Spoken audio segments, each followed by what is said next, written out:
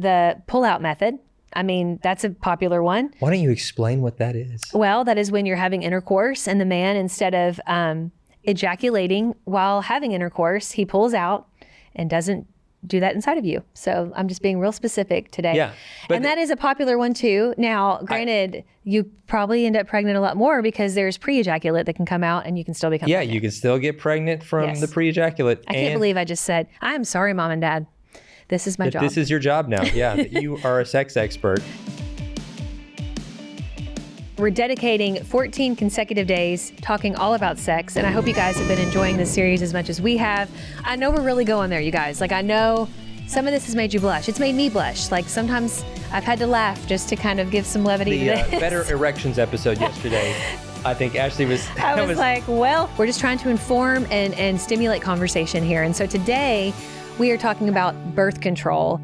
And as we were kind of unpacking, you know, what we're going to be talking about in this series, this one excites me a lot because there's a lot of misconceptions about birth control out there that no one wants to talk about. Yeah. And so I'm so excited we're dedicating this 10 minutes, you know, to talking about this because, you know, Dave and I got married when I was still in college. And so I'd had like my first OB appointment. And then of course at that appointment, right before we got married to prepare for marriage, she's like, do you want to get on a birth control? And of course I knew we didn't want to have kids yet. And so I'm like, yes. And I told her, I said, I'm not very good at taking pills. You know, I never have been. I mean, I've gotten a little bit better, but not even that much better. I take my allergy pill regularly. And so I was a little bit concerned about being consistent with birth control. And I know if you're not consistent with the pill form of birth control, then you can really mess with yourself. And so she was like, you know what, let's put you on the depot shot. And for those of you who don't know what the depot shot is it's, you know, a shot you get in your side and it lasts, I think, about 3 months. Is that right? I don't even remember. And you don't, this is how much I remember. And it like lasts for 3 months. You know, what they didn't tell me is that this depot shot is higher in hormones and it can really mess with some people. And it sent me into... It really messed with my mental health. Well, I mean, even the birth control pill can do that. Yes, it can. They don't tell you that. You know, they act like you're just taking a vitamin, but almost every version of birth control that in any way messes with your hormones. There are some that are lower, like low estrogen. It might have a new name now that is lower in estrogen, but they do have some, you know. Yeah, it's still going to mess with you some because it's working by impacting your hormones, and your hormones impact pretty much every other part of your body. Right. So there are non-hormonal birth controls, of course, like sure. condoms, which, of course, you know, are just a barrier that prevents the sperm from reaching the egg. And it isn't hormonal at all, but there's, you know, there's other forms like, IUD, I'm saying that right. IUDs, where they put that into your, you know, down there to prevent pregnancy. There's also a new one implanted inside of you. And then there's another one, I just saw a commercial for it. It used to be called Norplant when I was when we were first getting married, and I didn't want that, but it lasts, I want to say like 8 to 10 years, and they put it in your arm. Like it goes in your arm, and I guess it releases birth control. Please, if I'm misspeaking, you guys can correct me, but it is another version. We're not doing this as medical professionals. Clearly. This episode is, please don't replace this for talking to an actual doctor or you know, your OB and saying, what are the pros and cons? We've tried some different they won't things. Tell you. But that's the thing. The doctors don't always tell you because we're doing this as like a public service announcement because we weren't told these things. And you just assume like, oh, well, this is what the doctor gave me and it's going to be fine. And yeah, it might prevent pregnancy, but all these things have some form of side effect. Right. Now, we're not saying that to be against birth control because we've used birth control. Mm-hmm. In fact, like right now, you know, we've had permanent birth control. I've had a vasectomy, which is... You had probably 5 years ago? Yeah. Yeah. And almost everybody's using some kind of birth control or else we'd all have 20 children. Right. And there are, you know, there was a time we used what's called the rhythm method, which we were just informed by some people on staff that like there's apps that help you with this. And that's a beautiful thing. I was, you know, saying like, I wish we had done that because we did do that for part of our, family planning. And the rhythm method essentially is where you find out by really observing your own ovulation, kind of when you tend to ovulate. And basically when you're ovulating, that's when you can become pregnant. And when you're not ovulating, you can't become pregnant. And so what you do is you just don't have sex during ovulation if you don't want to have children, if you don't want to get pregnant. And then you do have sex during that ovulation period when you know that you want to have children, and obviously in the non-ovulation period as well. Right. But, and we did that, and that worked. You know, some people, just to be frank, will use the pull-out method. I mean, that's a popular one. Why don't you explain what that is? Well, that is when you're having intercourse and the man, instead of ejaculating while having intercourse, he pulls out and doesn't do that inside of you. So I'm just being real specific today. Yeah. And that is a popular one too. Now, granted, you probably end up pregnant a lot more because there's pre-ejaculate that can come out and you can still become pregnant. You can still get pregnant from the pre-ejaculate. I can't believe I just said, I'm sorry, Mom and Dad.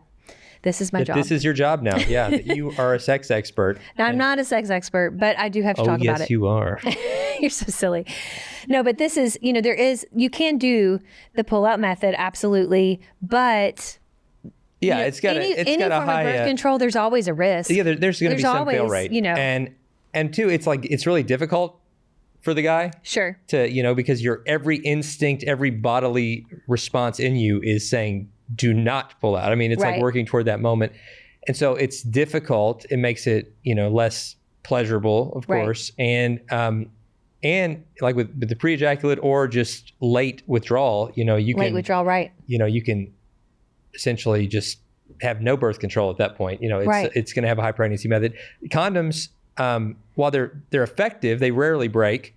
But there's still a there's a chance it could, but even beyond that, it's desensitizing. Mm-hmm. For the man, we've used condoms at different points. But let me tell you this, and this is, sometimes people talk about this, but certain condoms can be made of latex. They can be made of, is it lambskin? Am I saying that right? Yeah. And then there's another new material. Right. There's like some other synthetic material. There's another synthetic material. And then they have spermicide on them just in case, like to kill any sperm off if there is some kind of leakage there.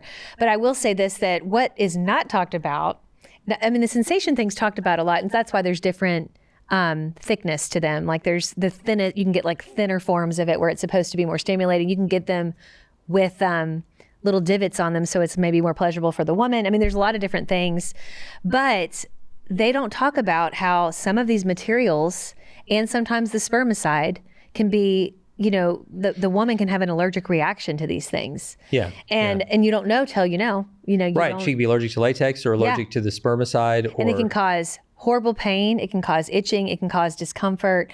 And then that can be something where you're dealing with an allergy and it takes a little time to know. And then that can cause issues. And then you associate it with sex and it can kind of have this negative connotation.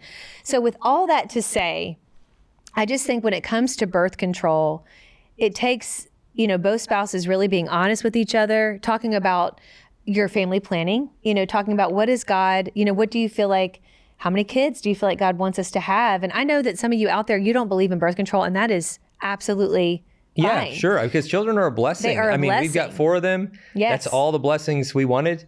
Right. But I mean, we know that God could have given us more. Absolutely. Oh, sure. Yeah. I mean, that was our, and we know, we had even considered adoption. I mean, sometimes God will form your family that way, but I think that it's about prayer and it's about talking through this, seeing, what brings you peace. Where do you feel like God is leading you? And then, where do you have peace when it comes to birth control? Because I know for me with the Depo shot, it really messed with my mental health. And I didn't even understand that that's what it was. And I don't think that was the only thing. You guys have heard me talk about my anxiety and depression journey, which was a very long journey, but this did not help that. This exacerbated that. Yeah. And so I had to talk to my doctor and we were trying to figure out, well, what is going on with this? And instead of just, getting on more medicine, it was like, no, let's take this out of the picture. And I remember, I think my OB then put me on, because I only took 1 or 2 rounds of the Depo. And then I think she put me on, she was like, I think it's too much estrogen for you. It's messing with you. So then she put me on, I want to say like low estrogen. It's probably not, you guys, this is back in the early 2000s. It's probably called something else now. But essentially it was about as low as you could go with estrogen for people like me affected by it. But I still did not feel quite right. And I did take it. It really impacted you. It really impacted me. And then as I talked about this more, what's so interesting is my mom tells me, well, I didn't tolerate birth control well either. And then your mom tells me. But nobody talked about it. Nobody I told didn't you that. tolerate it either. So that's what we talk about this stuff, guys, because it's like everybody deals with it, but nobody talks about it. So we just want to be a safe place to say, listen, if you're feeling weird because of birth control, it's messing with your body or your hormone, you're not alone. In fact, that's what it does. Like the pill especially, I think that can cause. Now, granted, again, we're not trying to vilify this. You're not a bad person if you get on any of these forms of birth control. They're just a form of birth control. But I'm just saying, listen to your body and listen to the Holy Spirit and how there you go. He's, what he's moving you to do, and listen to your spouse, because your spouse, may have an opinion on these things as well. And so this is a joint decision. And but husbands too, if your wife's like, man, I don't really like this, then listen to her. And also wives, if your husband's like, man, these condoms are just killing the vibe for me, let's try some other form, look into that too.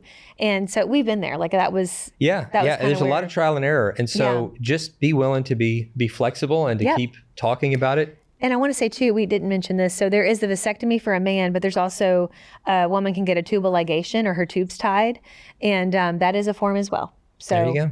Yeah. We've covered a lot in 10 minutes. But again, talk to your doctor, look at the options, do the research on your own. But I hope this conversation just helps you and your spouse talk about these things more openly, more clearly, because communication is sexy. It is. And it's going to help you. It's going to help you in your sex life and in all parts of your marriage. Thanks so much for tuning in. Guys, we're going to continue these conversations on sex tomorrow. We'll see you then.